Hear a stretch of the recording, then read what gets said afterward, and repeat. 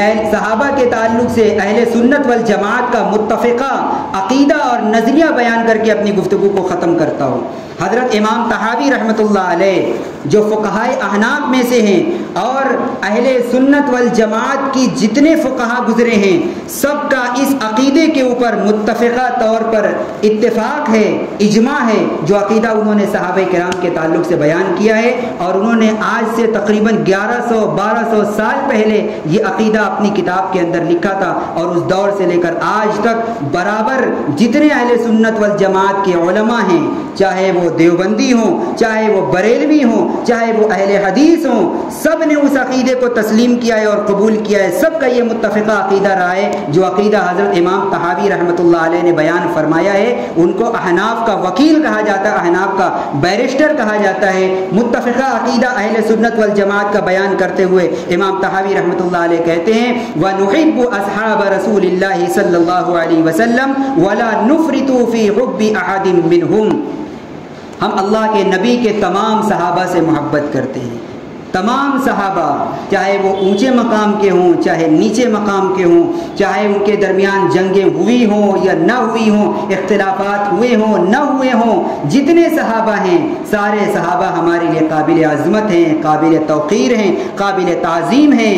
ہمارا یہ عقیدہ ہونا چاہیے، ہم اہل سنت والجماعت تمام صحابہ کرام سے محبت کرتے ہیں۔ وَلَا نُفْرِطُ فِي حُبِّ أَحَدٍ مِّنْهُمْ، اور ان میں سے کسی کی محبت میں غلو سے کام نہیں لیتے ہیں۔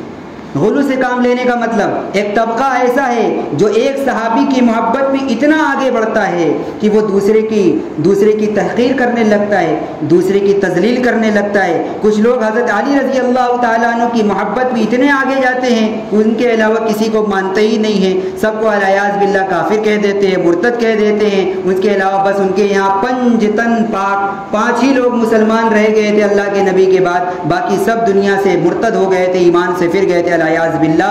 امام طحاوی کہتے ہیں کہ جو یہ مانے کہ صرف 5 تن ہے باقی کوئی نہیں ہے وہ اہل سنت والجماعت میں سے نہیں ہو سکتا۔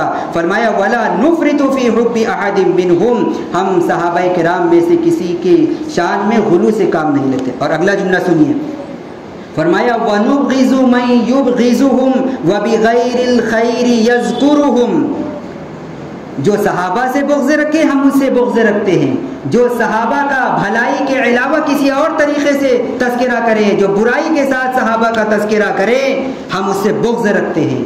جو صحابہ کا باغی وہ ہمارا باغی ہے، جو صحابہ کا دشمن ہے وہ ہمارا دشمن ہے۔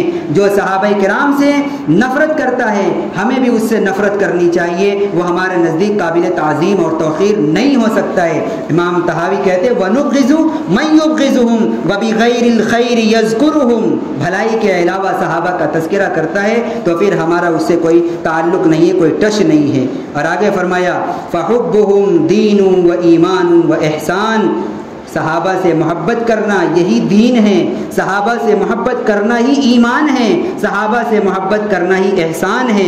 وَبُغْضُهُمْ كُفْرٌ وَنِفَاقٌ وَطُغْيَانٌ، اور صحابہ سے نفرت کرنا، صحابہ کے خلاف دل میں بغض رکھنا، عداوتیں رکھنا، ان کے اوپر کیچڑ اچھالنا، فرمایا یہ کفر ہے۔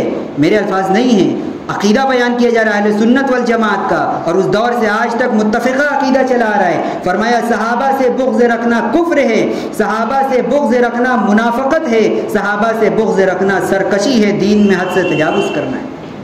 بات ختم۔